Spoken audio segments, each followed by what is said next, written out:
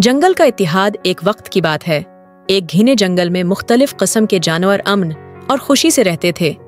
उनमें शेर, हाथी, बंदर, खरगोश और चिड़िया सभी शामिल थे। जंगल का माहौल हमेशा खुशगवार रहता था क्योंकि सब जानवर आपस में मिलजुल कर रहते थे। एक दिन जंगल में एक बड़ा मसला पेश आया। जंगल के करीब एक शिकारी आ गया और उसने जानवरों को पकड़ने के लिए जाल बिछा दिया। जानवरों में खौफ और हिरास फैल गया। सबको अपनी हिफाजत की फिक्र लाहिक हो गई। शेर, जो कि जंगल का बादशाह था, ने एक अहम इजलास बुलाया। सब जानवर जमा हुए और शेर ने कहा, हमें उस मसले का हल तलाश करना होगा। अगर हम मुत्तहद हो जाएं तो हम शिकारी को शिकस्त दे सकते हैं। सब जानवरों ने इत्तेफाक किया और मिलकर एक मंसूबा बनाया। हाथी ने अपनी ताकत से शिकारी के जाल को तोड़ दिया।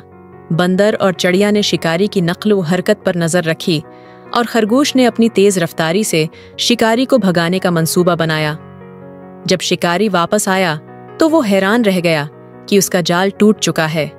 इसी वक्त बंदर और चिड़िया ने शोर मचाना शुरू कर दिया और खरगोश ने शिकारी की तरफ दौड़ लगाई। शेर ने धाड़ मारी और शिकारी खौफजदा होकर भाग गया।